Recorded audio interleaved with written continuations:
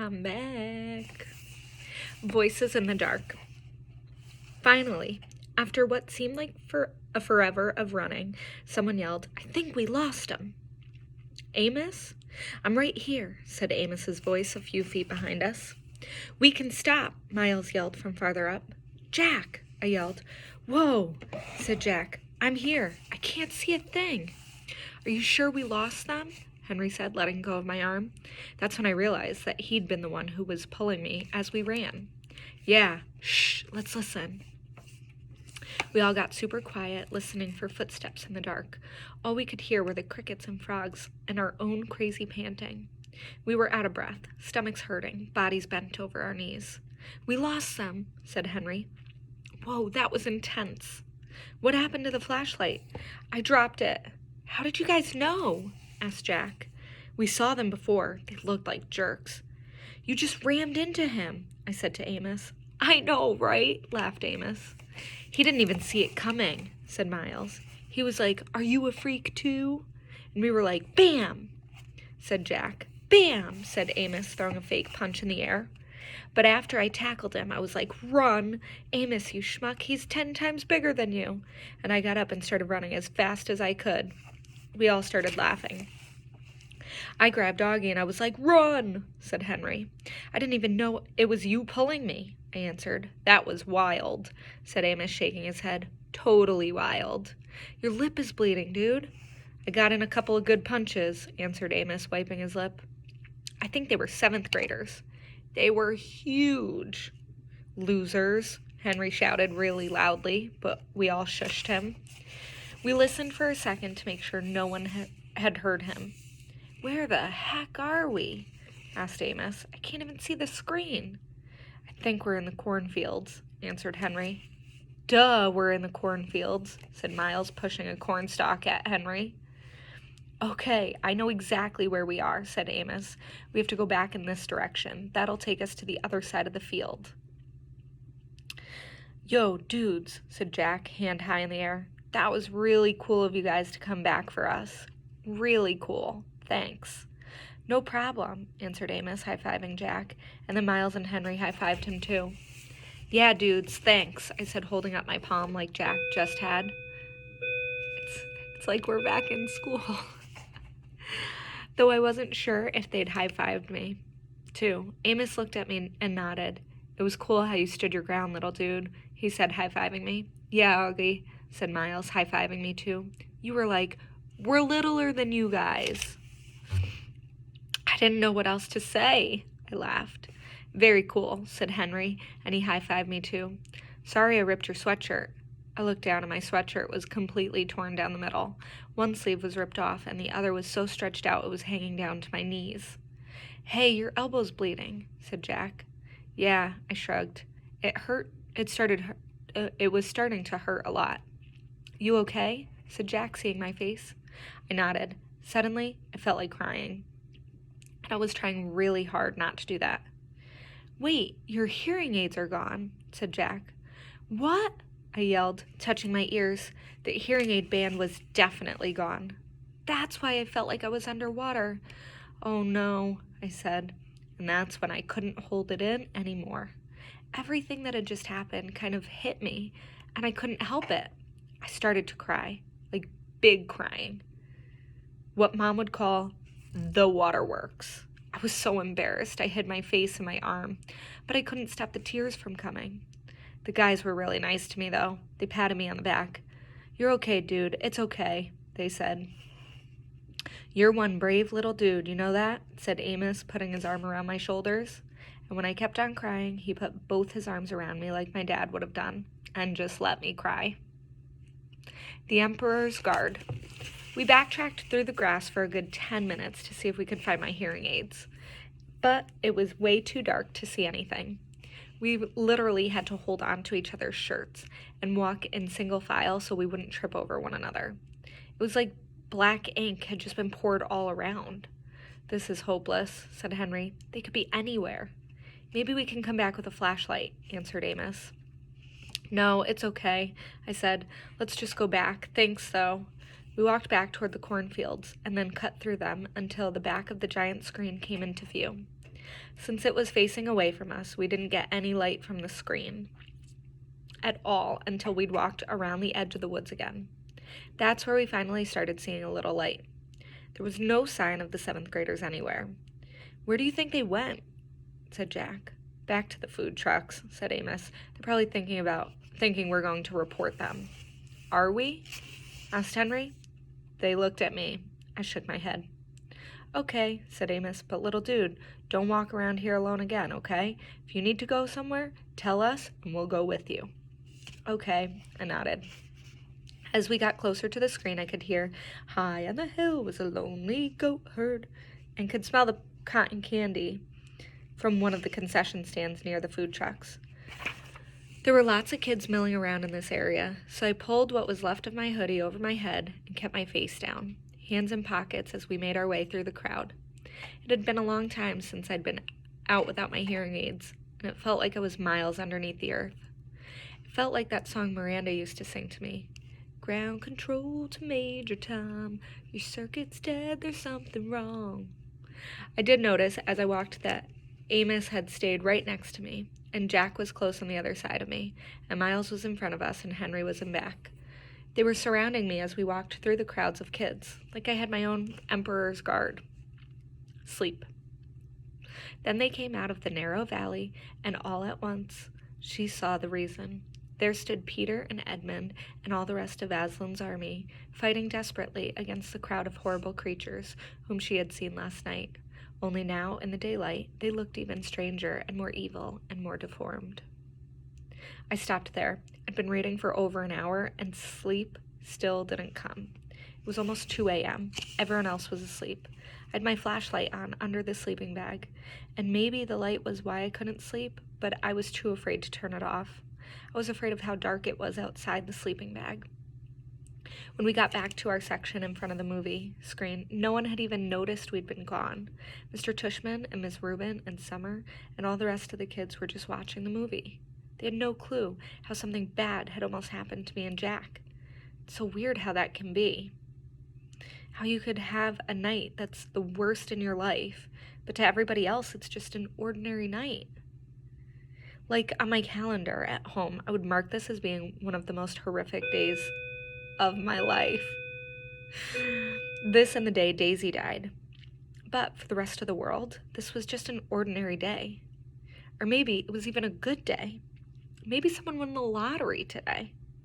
Amos, Miles, and Henry brought me and Jack over to where we'd been sitting before, with Summer and Maya and Reed, and then they went and sat where they had been sitting before, with Jimena and Savannah and their group.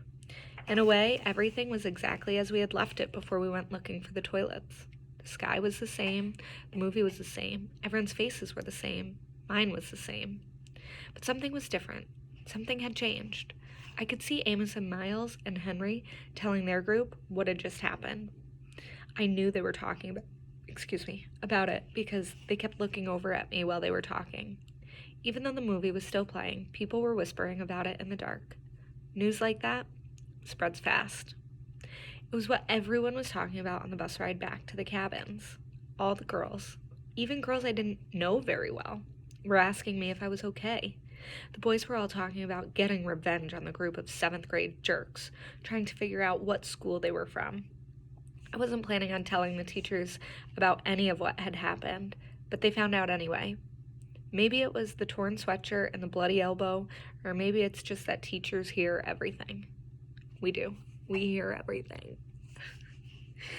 When we got back to the camp, Mr. Tushman took me to the first aid office, and while I was getting my elbow cleaned and bandaged up by the camp nurse, Mr. Tushman and the camp director were in the next room talking with Amos and Jack and Henry and Miles, trying to get a description of the troublemakers. When he asked me about them a little later, I said I couldn't remember their faces at all, which wasn't true. It's their faces I kept seeing every time I closed my eyes to sleep. The look of total horror on the girl's face when she first saw me. The way the kid with the flashlight, Eddie, looked at me as he talked to me like he hated me. Like a lamb to the slaughter. I remember Dad saying that ages ago. But tonight, I think I finally got what it meant. Aftermath. Mom was waiting for me in front of the school along with all the other parents when the bus arrived. Mr. Tushin told me on the bus ride home that they had called my parents to tell them there had been a situation the night before, but that everyone was fine. He said the camp director and several of the counselors went looking for the hearing aid in the morning, while we all went swimming in the lake, but they couldn't find it anywhere. Broarwood would reimburse us the cost of the hearing aids, he said. They felt bad about what happened. I wondered if Eddie had taken my hearing aids with him as a kind of souvenir, something to remember the orc. Mom gave me a tight hug when I got off the bus, but she didn't slam me with questions like I thought she might. Her hug felt good, and I didn't shake it off like some of the other kids were doing with their parents' hugs. The bus driver started unloading our duffel bags, and I went to find mine while Mom talked to Mr. Tushman and Ms. Rubin, who had walked over to her. As I rolled my bag toward her, a lot of kids who don't usually say anything to me were nodding hello or patting me on the back as I walked by them. "Ready?" Mom said when she saw me. She took my duffel bag, and I didn't even try to hold on to it. I was fine with her carrying it. If she wanted to carry me on her shoulders, I would have been fine with that too, to be truthful.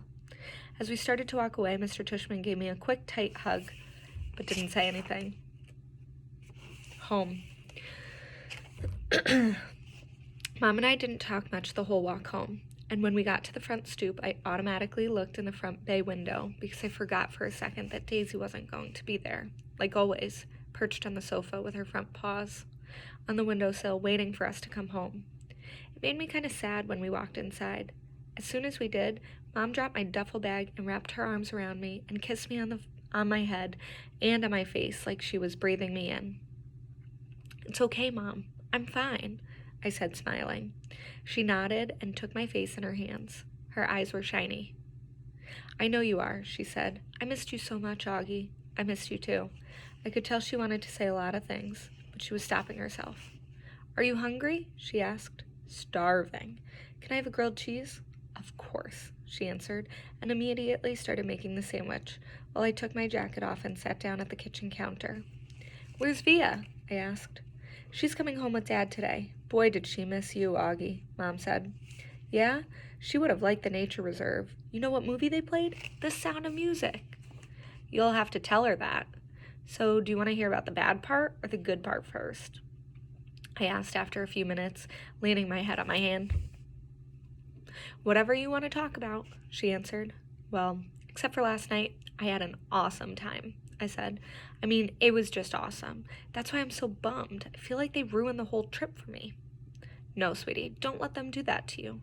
You were there for more than 48 hours, and that awful part lasted 1 hour. Don't let them take that away from you, okay?" "I know," I nodded. "Did Mr. Tushman tell you about the hearing aids?" "Yes, he called us this morning." "Was Dad mad because they're so expensive?" "Oh my gosh, of course not, Augie. He just wanted to know that you were all right. That's all that matters to us, and that you don't let those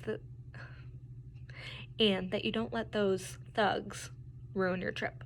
I kind of laughed the way she said the word thugs. "What?" she asked. "Thugs," I teased her. "It's kind of an old-fashioned word." "Okay, jerks, morons, imbeciles," she said, flipping over the sandwich in the pan. "Cretinos, as my mother would have said. Whatever you want to call them. If I saw them on the street, I would—" She shook her head. "They were pretty big, Mom," I smiled. "7th graders, I think." She shook her head. "7th graders? Mr. Tushman didn't tell us that. Oh my goodness." "Did he tell you how Jack stood up for me?" I said. "And Amos was like, bam! He rammed right into the leader. They both crashed to the ground, like in a real fight. It was pretty awesome. Amos's lip was bleeding and everything.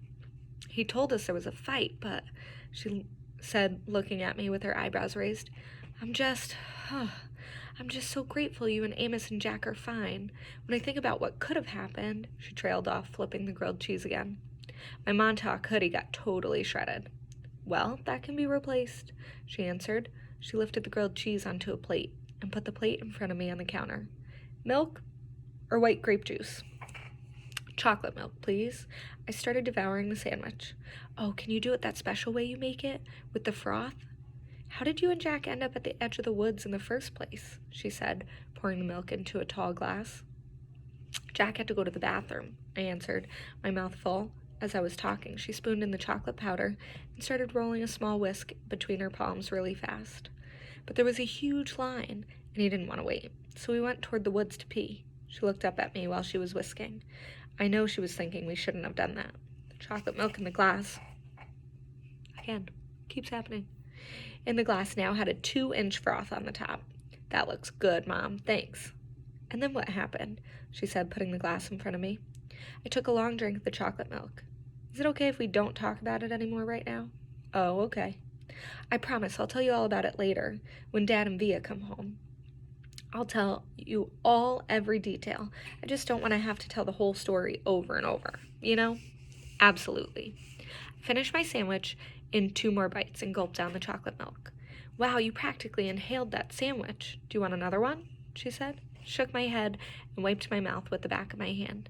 Mom, am I always going to have to worry about jerks like that? I asked. Like when I grow up, is it always going to be like this? She didn't answer right away, but took my plate and glass and put them in the sink and rinsed them with water.